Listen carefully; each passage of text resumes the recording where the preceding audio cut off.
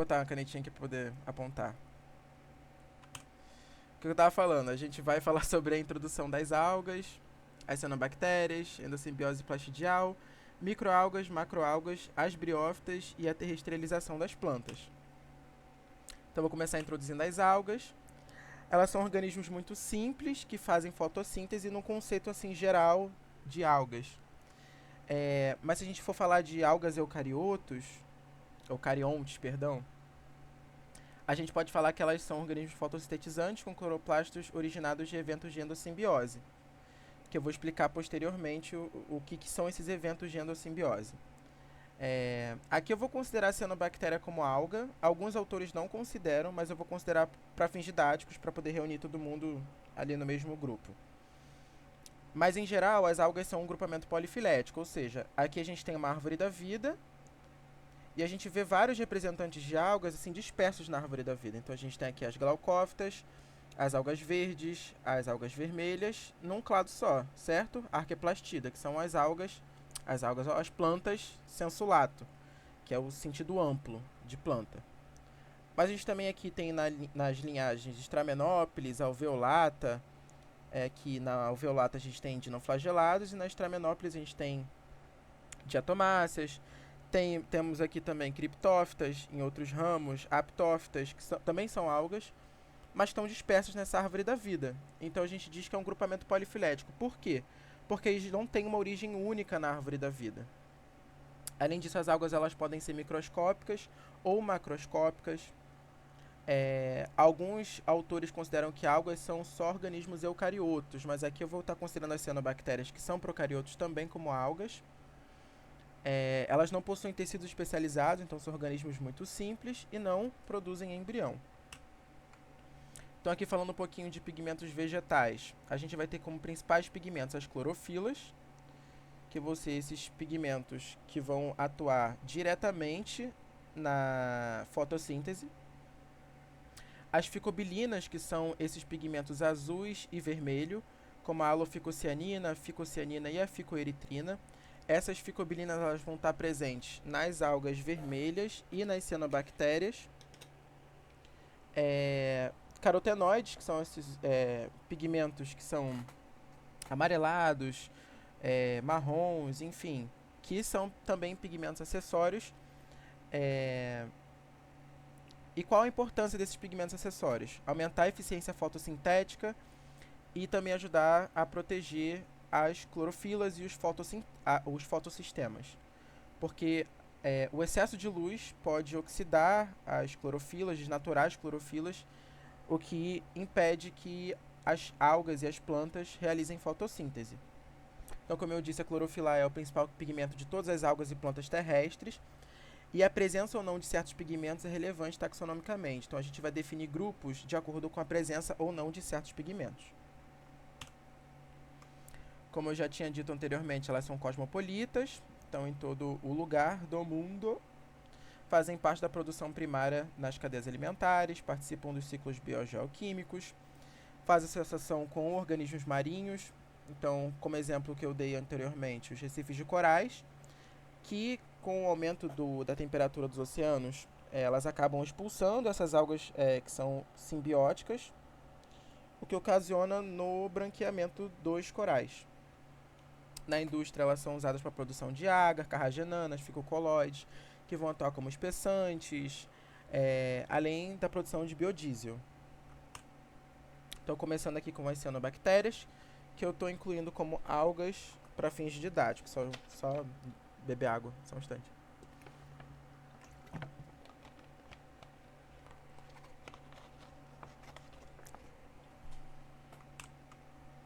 Então tá, como eu tinha dito anteriormente, as cianobactérias elas são procariotos, não têm organização definida no núcleo e não possuem cloroplastos. Elas vão realizar fotossíntese justamente nessas lamelas fotossintéticas, que são essas camadas aqui de camadas da membrana plasmática das cianobactérias, nas quais vão estar associadas a esses complexos de proteínas. Essas bolinhas aqui são chamadas de ficobilissomas. E os ficobilissomos são esses complexos de proteínas que vão estar... são complexos de pigmentos, né, fotossintetizantes, que vão estar associados a essas membranas. Então aqui a gente tem a aloficocianina, que aqui está em amarelo, mas é um pigmento azul. A ficocianina, que também é outro pigmento azul. E esses pigmentos vão estar relacionados aos processos fotossintéticos nas cianobactérias. E esses pigmentos acessórios, como eu comentei anteriormente, são chamados de ficobiliproteínas. É um grupo de pigmentos, que são as ficobiliproteínas, que, falando mais especificamente o nome desses pigmentos, eles podem ser ficobilinas, aloficocianinas, aloficocianina, ficocianina e ficoeritrina. No caso, a aloficocianina e a ficocianina são pigmentos azuis e a ficoeritrina é um pigmento vermelho. Além disso, elas podem apresentar também carotenoides. Agora, olhando para as estruturas que podem estar presentes nas cianobactérias, aqui a gente tem imagens, por exemplo, do heterocito, que é essa célula especializada que vai ter um papel importante na fixação do nitrogênio atmosférico, e ela vai estar relacionada também a associações simbióticas com outras plantas em solos pobres, tá? Com um erro ortográfico aqui, eu vou corrigir depois quando for mandar para vocês. Em solos pobres em nitrogênio, como por exemplo plantas leguminosas, elas vão estar nas raízes, ajudando a fixar o nitrogênio nas raízes dessas plantas. Aqui a gente também tem o acineto, que é um tipo de esporo de resistência. Então, quando as condições não estão muito favoráveis e essa cianobactéria precisar se reproduzir, ela vai gastar energia justamente na produção de um esporo de resistência. Então, ela vai engrossar a parede, sintetizar proteína, justamente para poder se dividir e liberar esse acineto como um esporo de resistência, para poder esse esporo se desgrudar do filamento e cair em outro lugar para poder brotar e dar origem a um novo organismo. Aqui a gente também tem o hormogônio, que é uma forma de produção que produz propágulos. Aqui a gente tem os papéis ecológicos das cianobactérias, que impactaram em muito a história evolutiva na Terra, como por exemplo, no grande evento de oxidação, que o que foi esse grande evento? Em um ancestral das cianobactérias houve a aparição de um fotossistema capaz de usar água como doador de elétrons, gerando o gás oxigênio como produto final. O que significa? Que a fotossíntese apareceu em algum momento no ancestral das cianobactérias, e como vocês sabem, a fotossíntese gera o gás oxigênio como produto final. Antes de aparecer a fotossíntese, havia a quimiossíntese, e o produto final eram compostos de enxofre. E então a atmosfera da Terra era pobre em oxigênio, o que caracterizava o mar desse jeito, porque a atmosfera da Terra também era rica em ferro, e sem o oxigênio não tinha-se a oxidação do ferro. Então os mares eram todos vermelhos, assim. Imagina um mar primitivo todo vermelho. E aí, com a aparição da fotossíntese no planeta, esse ferro pode ser oxidado, e à medida que o tempo foi passando, esse ferro que foi oxidado foi se precipitando no fundo dos oceanos.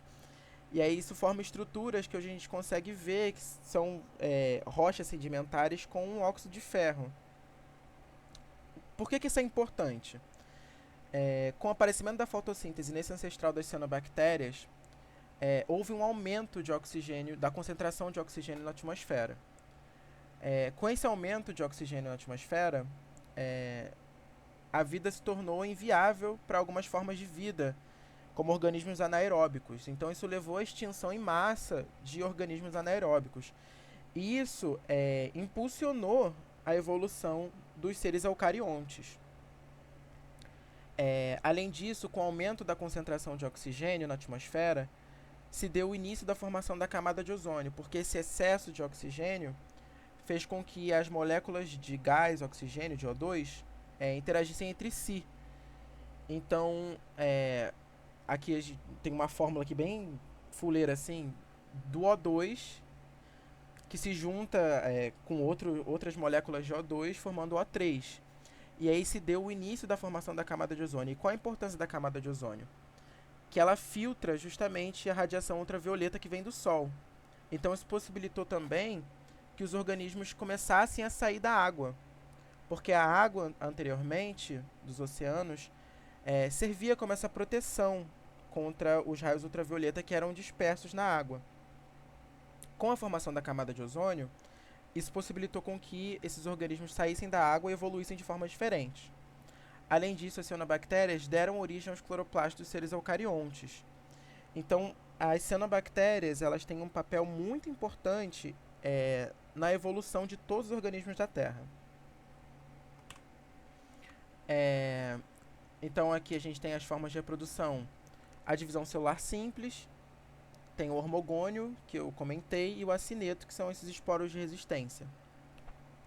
E também tem fatores ecológicos negativos, como as florações aqui, como na Mara Vermelha, e na produção de cianotoxinas, como estão aqui as microcistinas, as anatoxinas, saxitoxinas. Enfim, tem várias cianotoxinas, que são toxinas produzidas pelas cianobactérias, que vão ter diferentes efeitos nos organismos. Então, por exemplo, as microcistinas, elas vão ser hepatotóxicas nos mamíferos, vão afetar a vida marinha. As anotoxinas são neurotóxicas, assim como as saxitoxinas, enfim, por aí vai. Agora, comentando sobre a endossimbiose plastidial. Vocês entenderam a parte das cianobactérias? Alguém me dá um sinal de vida aí, por favor? Eu só tenho dúvida sobre uma coisinha. Oi. Se o Manzi perguntar pra gente sobre cianobactérias em si, a gente tem que responder desse modo, porque você falou que tem coisas que não consideram e outras que não. Pera, eu não tô ouvindo direito. Ai, pera. Tá ouvindo agora? Agora tô, agora tô. Se o Manzi cobrar sobre cianobactérias, a gente tem que definir elas de que forma, porque você disse que tem alguns que consideram de um jeito e outros que consideram de outro. Como é que o Manzi consideraria isso? Então, eu acredito que o Manzi ele não vai perguntar a definição de cianobactérias. Acho que ele vai perguntar justamente os papéis ecológicos das cianobactérias aqui. Esse slide aqui, ele tá bizu, assim. Tá mastigado uma resposta de prova, porque eu lembro que na minha prova caiu os papéis, ele perguntando os papéis ecológicos das cianobactérias. E justamente essa era a resposta. O aparecimento da fotossíntese, o aumento do oxigênio, a formação da camada de ozônio, a evolução de toda a vida da Terra, enfim. Essa era a resposta. Mas respondendo a sua pergunta assim, mais diretamente, o que eu comentei foi que alguns autores consideram cianobactérias como organismos à parte de algas, porque eles consideram algas apenas como eucariotos. Ficou claro? Tipo, Ok. Vou passar então para a endossimbiose plastidial. Alguém mais tem alguma dúvida? Pode levantar a mão e perguntar.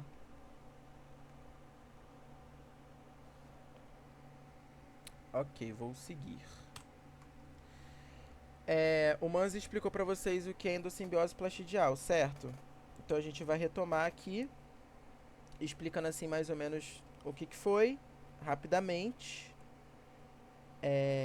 Então a base teórica foi escrita por uma inglesa, não sei se era inglesa ou canadense, enfim.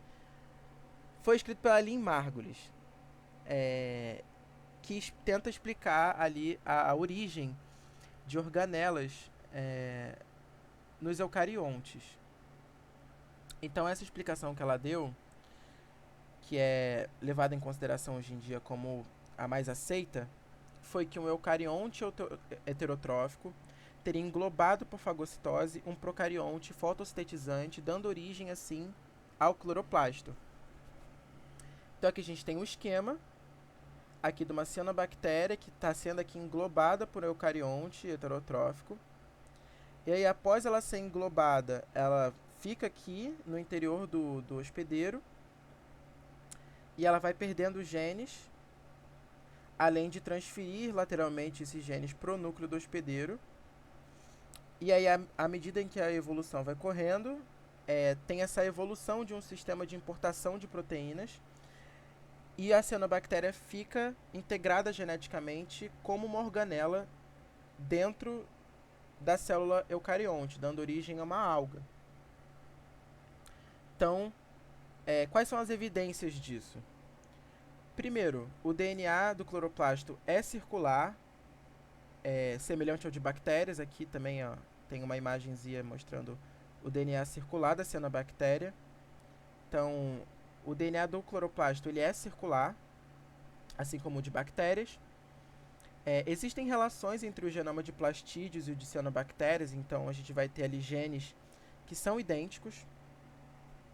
O cloroplasto de glaucófitas, que são algas microscópicas, que são consideradas plantas, elas vão ter parede celular de mureína, que são presentes em células procariontes.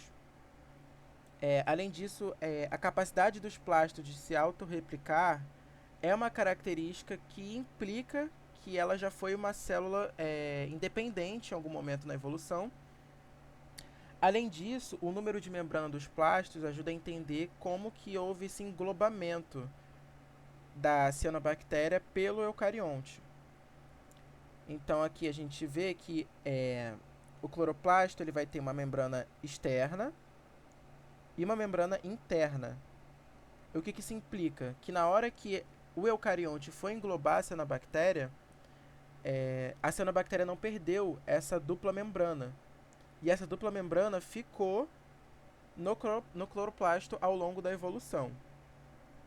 Não sei se ficou claro quanto à transferência horizontal de genes. Deixa eu ver se tem... tá aqui um slide explicando direitinho. Essa endossimbiose, essa definição... Definição não, qual é a palavra certa? Essa integração da cianobactéria como organela dentro da célula eucarionte foi possível somente por causa da transferência horizontal de genes. O que é esse processo? O hospedeiro, que no caso é o eucarionte, ele vai perder parte do seu material genético, e aí esse material genético do simbionte vai ser integrado no núcleo do hospedeiro. Então aqui, genes do simbionte associados à realização da fotossíntese e minimização do estresse oxidativo, eles vão ser realocados para o núcleo do hospedeiro antes do estabelecimento definitivo do cloroplasto como organela. Então, como resultado final, a gente vai ter uma perda massiva do genoma dessa cianobactéria, que vai se estabilizar como cloroplasto no futuro, e essa transferência desses genes para o núcleo do hospedeiro. Qual a evidência disso? Se os genes eles codificam proteínas, foi-se observado que tem muito mais proteínas no cloroplasto do que genes que foram conservados ao longo da evolução. Então, parte das proteínas do cloroplasto é produzida por genes que estão fora da estrutura do cloroplasto.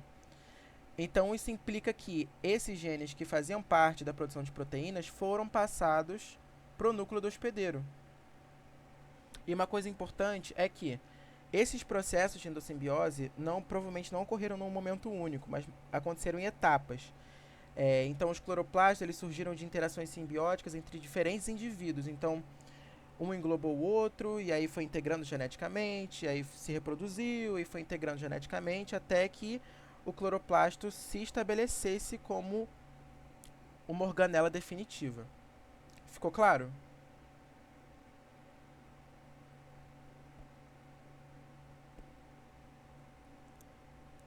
Ficou claro?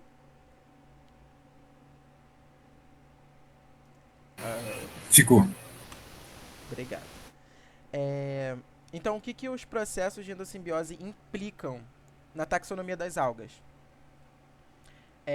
O número de membranas vai explicar pra gente qual processo de endossimbiose deu origem ao cloroplasto dessas algas. O que isso significa? Como eu comentei, na hora em que a cianobactéria foi ser englobada, ela manteve a dupla membrana. Isso é observado no cloroplasto hoje em dia. Mas outras algas vão ter cloroplastos com várias membranas. Isso implica que houveram processos de endossimbiose sucessivas, que vai dar origem a essa diversidade de algas que a gente tem hoje. Então, por exemplo, aqui, a endossimbiose primária, como eu expliquei aqui, vai dar origem às glaucófitas, às algas vermelhas, às algas verdes e às plantas terrestres. Então, aqui eu marquei aqui os processos de endossimbiose, que são os mais importantes que vocês precisam saber para a prova. São as clorófitas, plantas terrestres, algas vermelhas, algas pardas, dinoflagelados e diatomáceas. Então, aqui a gente não vai ter só o processo de endossimbiose primária, mas a gente também vai ter processos de endossimbiose secundárias, terciárias, que vão dar origem a cloroplastos com múltiplas membranas. Então aqui, se a gente for pegar de exemplo uma euglena, o cloroplasto da euglena foi originado de endossimbiose secundária de uma alga verde. O que significa? Que primeiro houve a endossimbiose primária, que vai dar origem ao cloroplasto da alga verde, e essa alga verde vai ser englobada por outro eucarionte heterotrófico que vai estabelecer-se como o cloroplasto de uma euglena, com 3 membranas. Então essas 3 membranas, a perda, né, da 4ª membrana, vai explicar como que esse processo ocorreu. Tá ficando claro? Eu acho que tá ficando um pouco confuso de explicar. Tá dando para entender a relação do número de membranas com o processo de endossimbiose? Assim. Então, pegando aqui de exemplo os dinoflagelados, eles podem ter se originado de endossimbiose terciária, mas também tem dinoflagelados com cloroplastos de endossimbiose secundária. Como a gente pode ver aqui, que eles englobaram algas vermelhas, então o cloroplasto vai ser originado de endossimbiose secundária de algas vermelhas, mas pode haver também uma endossimbiose terciária, em que outra alga verde é englobada, e aí vai se estabelecer em outro dinoflagelado com cloroplasto originado de endossimbiose terciária. Aqui como Dinophysis, Lepidodinium. Então, por exemplo, também as diatomáceas vão ter origem de endossimbiose secundária, de alga vermelha. E é basicamente isso que vocês precisam saber. O Mans, ele perguntou na prova passada, se não me engano, na PF, a diferença entre endossimbiose primária e secundária, essas endossimbioses sucessivas. Eu acho legal vocês estudarem isso. E caso vocês tenham dúvida, perguntar agora, que eu acho que eu posso explicar de uma maneira mais sucinta, que dê para entender melhor. E aqui tem os exemplos que eu comentei anteriormente. Então, os processos de endossimbiose primária vão dar origem aos cloroplastos da linhagem Arqueplastida, que são todas as plantas, o que a gente considera planta hoje em dia. Endossimbiose secundária vai dar origem a alguns dinoflagelados, algas pardas, euglenas e diatomáceas. E a endossimbiose terciária pode ter dado origem aos cloroplastos de alguns dinoflagelados. Agora passando para as microalgas, que são as diatomáceas, os dinoflagelados e algumas clorófitas também. Começando pelas diatomáceas, que fazem parte da linhagem dos Stramenópiles, não são plantas, e pertencem à classe Bacillarophyceae com cloroplastos originados de endossimbiose secundária de Rhodophyta. Então, as diatomáceas elas vão ser o principal componente do fitoplâncton. Elas são unicelulares, mas elas podem formar cadeias, como está aqui na imagem, que são cadeias de 2 células. E elas vão ter impregnação de dióxido de silício na parede, que vai dar origem à frústula, a estrutura que a gente chama de frústula. Qual o problema dessa impregnação de dióxido de silício? Essa parede assim, de vidro. Ela vai reduzir a herbivoria e vai aumentar a superfície de contato para fotossíntese, mas ela vai aumentar a taxa de afundamento. E como que as diatomáceas compensam essa taxa de afundamento? Com óleos que elas podem armazenar nos cantinhos das células. Então, basicamente, os pigmentos eles vão ser as clorofilas A e C como principais e os carotenoides como acessórios, que vão dar essa cor amarelada, amarronzada para os cloroplastos dessas diatomáceas. Elas não vão possuir flagelo. A reprodução delas pode ser assexuada ou sexuada e podem produzir toxinas como forma de defesa. E aqui eu grifei essa parte da reprodução porque a parte da reprodução das diatomáceas é muito importante e costuma cair em prova. Porque a reprodução sexuada das diatomáceas é única e ela é importante para manter o tamanho da população. Por quê? Primeiro falando aqui das ornamentações, né? Aqui a gente vai ter as principais ornamentações da parede, as diatomáceas penadas que vão ter a RAF, que vão secretar a mucilagem para que elas se desloquem, e as cêntricas, que vão ter esse formato circularzinho. Aqui em vista valvar e em vista pleural, como vocês viram em aula prática. E agora comentando sobre a reprodução. O que é importante vocês saberem da reprodução das diatomáceas? Que a reprodução vegetativa, que vai acontecer na maior parte do tempo, ela vai acontecer por divisão binária, que vai ser a separação dessas válvulas da frústula, aqui é a epiteca maior e a hipoteca menor, que vão encaixar como se fossem duas placas de Petri, como vocês viram em aula prática. Então elas vão passar por mitose, aqui divisão binária, dividindo essas partes da frústula, essas válvulas. E aí qual que vai ser o problema dessa divisão? Porque elas vão sintetizar uma válvula menor e uma válvula com o mesmo tamanho. Não sei se ficou muito claro. Mas quando tem a separação dessas válvulas, por elas terem tamanhos desiguais, acaba que à medida em que a reprodução vai acontecendo, a reprodução assexuada, a tendência da população é que ela fique menor. Então, aqui a gente vai manter o tamanho, certo? Nesse final da reprodução. Mas aqui, se ela continuar se dividindo, a população vai diminuindo de tamanho à medida do tempo. Ficou claro isso?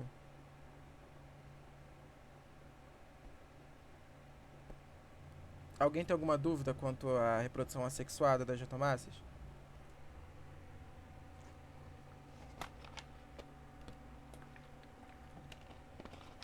Ok, então eu vou seguir. E aí o que elas fazem para restaurar o tamanho original da população? Elas vão passar por reprodução sexuada. Então aqui a gente vai ter o estado crítico da população, que ela vai atingir o menor tamanho. Aqui está acontecendo as mesmas coisas, só que aqui tem uma reprodução do tipo ogâmica e do tipo isogâmica, que eu não sei se vocês lembram, tem a ver com o formato e a fisiologia dos gametas. Nos gametas oogâmicos, o óvulo ele é imóvel e ele é maior, e os gametas masculinos eles são móveis e menores, então eles vão ao encontro do gameta feminino. E na isogamia não tem diferença no tamanho dos gametas, eles são todos imóveis. Mas basicamente, o que elas vão fazer para restaurar esse tamanho da população que foi diminuindo com a reprodução assexuada? Vão passar pela reprodução sexuada.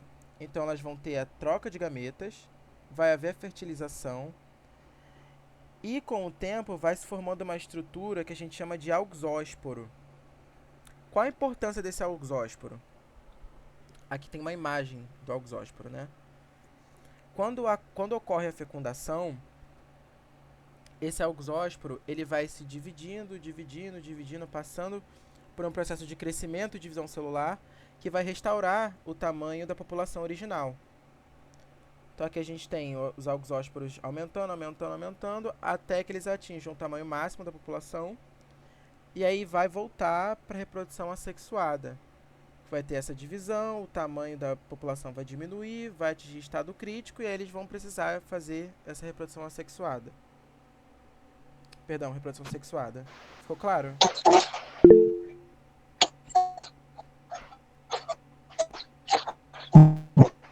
Gente, pode falar.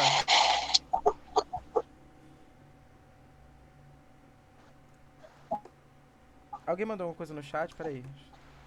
Não sei se dá pra olhar agora. Não dá pra olhar agora não.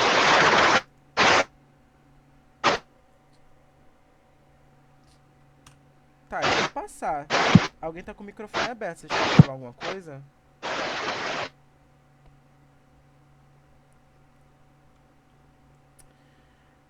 Passando agora pro... Teve, Perto... Oi, não, oi, oi. teve uma pessoa que levantou a mão, mas não tá falando nada. Então, eu pensei que ia perguntar alguma coisa. Alguém tem alguma dúvida quanto à reprodução da diatomácea, que é importante?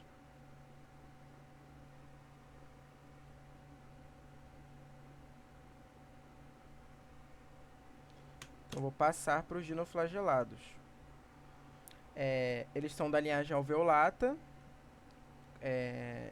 e os cloroplastos dele podem ter sido originados de endossimbiose secundária de rodófita ou de terciária de grupos variados, como algas verdes, enfim.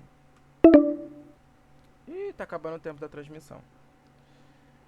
Em geral, os dinoflagelados eles vão ter essa ornamentação da carapaça. Vão ser organismos fotossintéticos, heterotróficos ou mixotróficos. Eu só ia falar porque, tipo, a imagem sumiu completamente. Aí eu não sei se deu só no meu, A entendeu? imagem o quê? E agora minha mãozinha. A imagem o quê, perdão?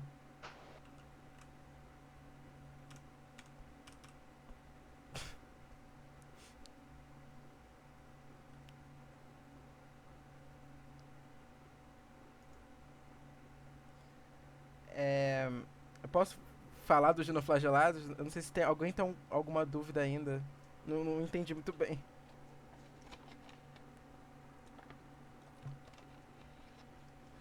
Eu vou seguindo, porque vai acabar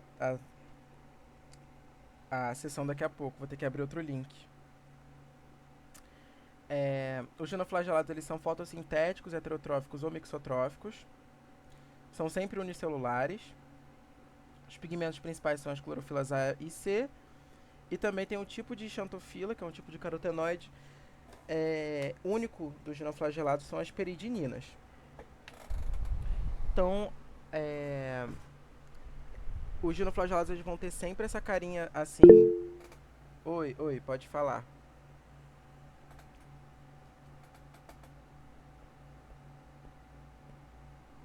Alguém levantou a mão? Alguém quer falar alguma coisa? É porque eu não consigo olhar o chat. Deixa eu ver se eu consigo abrir no celular, pra ver se eu consigo ver o chat.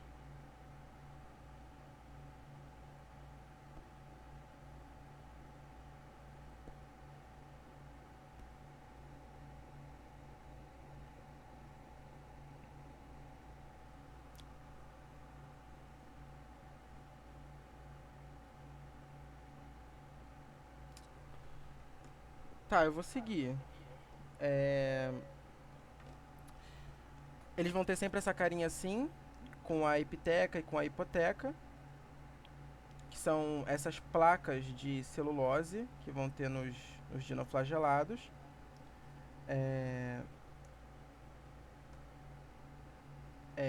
Vão ter esses sulcos, um sulco transversal e um sulco longitudinal, da onde vão passar os flagelos.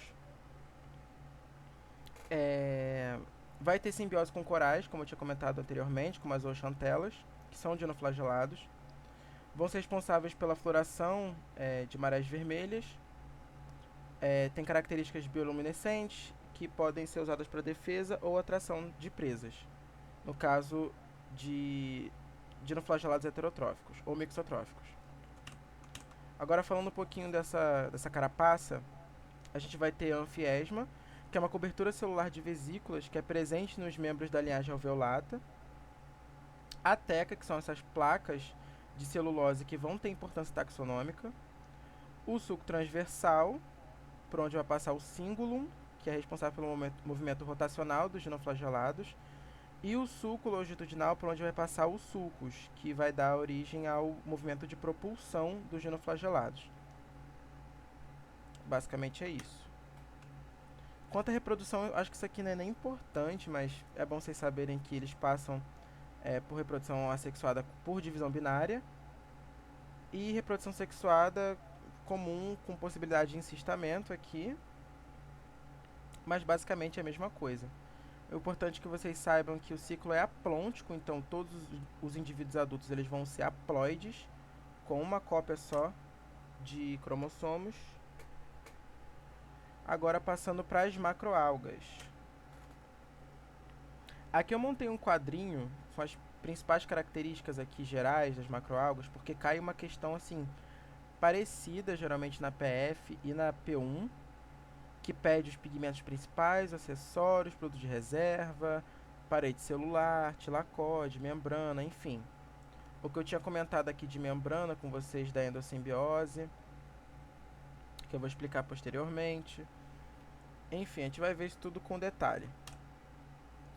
Primeiro, para a gente falar de macroalgas, a gente tem que falar um pouquinho dos históricos de vida, que são ciclos de vida, né? Então aqui a gente vai ter aqui no ciclo aplôntico, como um dos exemplos de ciclos de vida. Os adultos eles vão ser haploides, vão passar por mitose, vão dar origem aos gametas, que vão ser fecundados em um zigoto, 2N, que vai passar por meiose para dar origem ao organismo adulto. Esse ciclo aplôntico ele está presente nos dinoflagelados, como eu comentei. Aqui no ciclo diplôntico é o mesmo ciclo plagente. Aqui eu até botei um exemplo dos gatos, que é literalmente igual. Então a gente vai ter adultos diploides, que vão passar por meiose para dar origem aos gametas, que são haploides. Esses gametas vão fecundar-se em células zigóticas, que são diploides, que vão passar por mitose e crescimento e vão dar origem aos indivíduos adultos, que são diploides. Aí aqui começa a dúvida, que é o ciclo haplodiplôntico, que é o ciclo da maioria das plantas. O ciclo haplodiplôntico é o conhecido como alternância de gerações. Então aqui eu trouxe um ciclo bifásico, e basicamente o que a gente precisa saber? Que tem uma fase adulta, que é haploide, e tem uma fase adulta, que é diploide. Quais vão ser as diferenças? Como que isso vai acontecer? Eu gosto sempre de começar pelo zigoto, porque no zigoto eu sempre tenho a certeza que é diploide.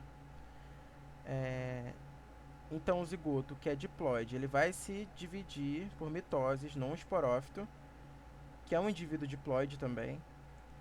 E aí as células esporógenas, que vão dar origem aos esporos, vão passar por meiose, e esses esporos são haploides. Esses esporos vão cair no ambiente, vão germinar e vão dar origem aos gametófitos, que também são haploides. E esses gametófitos vão dar origem aos gametas haploides, que vão se fecundar e vão reiniciar o ciclo. E aí, o que é importante a gente saber aqui desse ciclo haplodiplôntico trifásico, que é exclusivo de Rhodophyta, que vão ter duas fases diploides, que é o tetrasporófito e o carposporófito, e uma fase haploide, que é o gametófito. Então vamos rever aqui. Começando pelo esporófito 2N, que é o tetrasporófito, ele é 2N, ele vai passar por meiose, vai dar origem aos tetrásporos. Esses tetrásporos vão se germinar em gametófitos, e aí vai ter a liberação dos gametas também haploides, que vão ser fertilizados. No caso, no gametófito feminino aqui, esses gametas vão ser liberados, gametas esses que não têm flagelos. Os gametas das rodófitas não têm flagelos, isso é muito importante. Vai ocorrer a fertilização, e aí o zigoto vai se dividir, vai passar por mitose, esse zigoto que é 2N, vai dar origem ao carposporófito. Esse carposporófito também é 2N, vai liberar os carpósporos, que vão germinar em tetrasporófitos, e aí vai reiniciar o ciclo. Por que o ciclo haplodiplôntico trifásico é importante para as rodófitas? Porque elas não têm gametas flagelados, então isso diminui muito as chances de fecundação. Então, como estratégia evolutiva, as rodófitas elas desenvolveram esse ciclo trifásico com duas fases diploides justamente para aumentar as chances de fecundação, porque o aumenta o número de esporos, aumenta o número aumenta o número de esporos e aumenta o número de gametófitos possíveis. Então vamos entrar agora especificamente em rodófitas. Eu não sei quanto tempo falta para acabar a transmissão. 6 minutos. Acho que dá para falar de rodófitas e aí eu começo outra transmissão. Ficou alguma dúvida quanto aos históricos de vida? Se eu estiver indo muito rápido, vocês podem falar.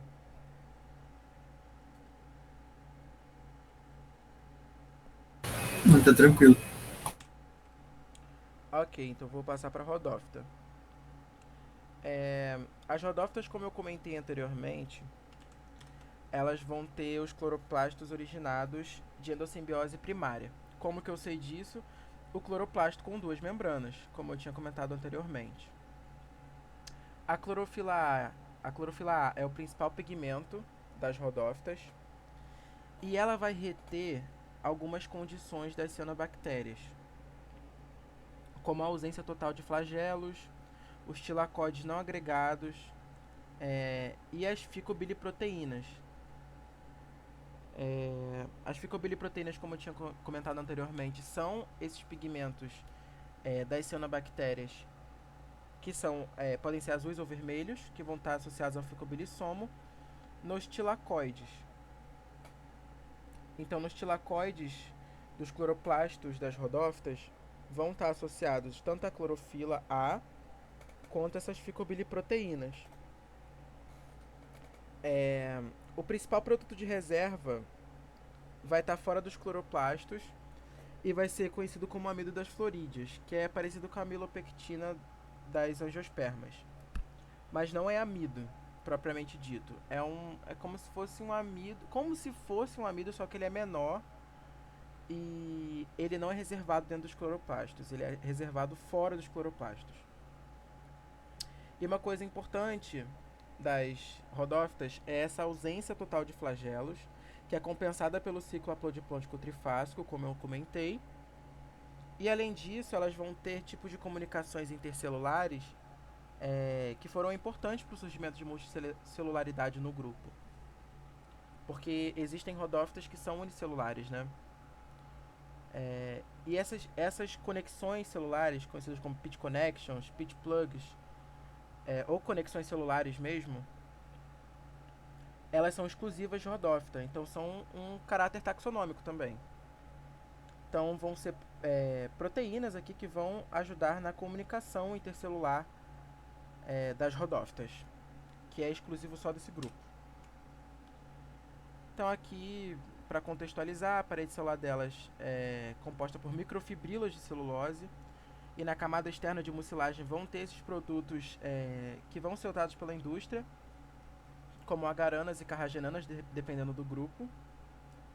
Mas também vão ter polissacarídeos e polímeros de galactanas sulfatadas. Elas podem depositar carbonato de cálcio, como nessas algas calcárias aqui que estão na foto. E elas vão reter esse carbono justamente para proteção, para conferir hidrodinamismo e proteção contra a predação. Também é legal saber que o talo policifônico, que é um tipo de pseudoparênquima, é exclusivo das algas vermelhas, assim como essas outras organizações aqui do talo. Opa! Como eu tinha comentado, aqui tem outra imagem do ciclo aplodiplôntico trifásico, que vai envolver o cistocarpo. Aqui tem mais detalhes se vocês quiserem estudar com mais aprofundadamente. Que eu vou enviar esses slides para vocês depois. Mas basicamente a ausência de células flageladas no grupo dificulta o encontro de gametas, mas essa aparição de uma terceira fase permite que a proliferação do zigoto a partir de uma única fecundação. A última coisa que eu vou falar de rodófita é justamente sobre os pigmentos, que ela tem uma vasta diversidade de pigmentos, como a clorofila A, as ficobilinas, que são a ficoritrina e a ficocianina, que vão estar relacionados à ocorrência no ambiente. A maioria das rodófitas é bentônica, então elas vão estar associadas ao fundo, e elas vão ser capazes de habitar zonas bem profundas dos oceanos, justamente por causa dessa diversidade de pigmentos. Então, toda essa diversidade de pigmentos vai ajudar na absorção, na eficiência de absorção nos processos fotossintéticos. Isso que explica a ocorrência das rodófitas em, como é que eu vou explicar? Em profundidades tão grandes.